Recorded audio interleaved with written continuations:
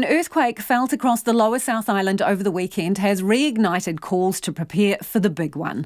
Civil defence and scientists say the likelihood of a major quake along the Alpine Fault in the next 50 years is now at 30%. And as Logan Church reports, communities are coming up with creative ways to prepare for it, including buying enough sleeping bags for an entire school. Hurry, about an hour and a half drive south of Greymouth, is home to about 330 people.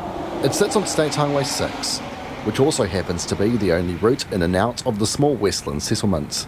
And Deputy Principal of South Westland Area School, Nick Glancy, in Hurry, knows the risk of that all too well. Geographically, we're very isolated and we're between lots of rivers either side of the school. And in the event of a big earthquake, we've been advised that we will be isolated for up to maybe 3 weeks. And we've got 95 students plus around 20 staff who we would have to look after during that time.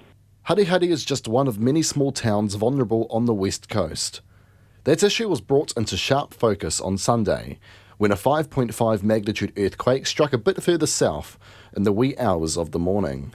And Nick Glancy says preparations and equipment needed to house the school's students and staff, for weeks if need be, are now being sourced. Sleeping bags for around 100 people and food to survive on up to 3 weeks.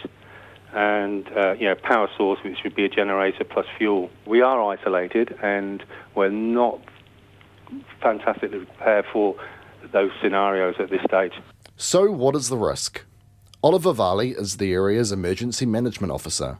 He's part of a 6-person team responsible for getting areas like Hurry ready for the big one and to figure out what to do after it happens. We are looking at a 30% chance over the next 50 years, which is, quite high, and something that's likely to happen within our lifetimes or our younger generations. But given the sheer size of the Westland district, one of the biggest in New Zealand, it means it's up to small towns like Hurry, Franz Joseph, Fox Glacier, Ross and Haast to set up their own plans as well. Each community across the Western District and wider region has got their own there's local civil defence group of volunteers that get together and discuss planning, do training, and like I said, they're our eyes and ears during an event. They're usually based out of, say, a community hall or some sort of community facility during an event. AF8 is an organisation tasked with getting New Zealand ready for a big earthquake. They are planning for a magnitude 8. Part of that involves an education roadshow. The organisation is in the middle of a tour of towns, including Hurry, particularly at risk of such an earthquake. Science lead, Dr. Carolyn Orchardston, explained what an 8 magnitude earthquake will look like. To give you a sense of scale, I guess, the Kaikoura earthquake of 2016 was a magnitude 7.8.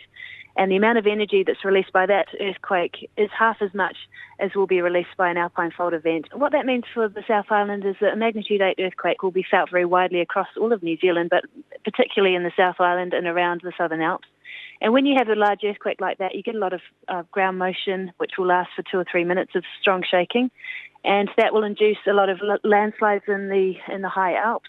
And there's a sort of a cascade of events that happens after that, which means, the landslides will cross rivers or roads and lead to ongoing, cascading disruptions and impacts.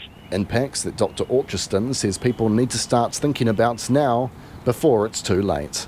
For Checkpoint, Logan Church.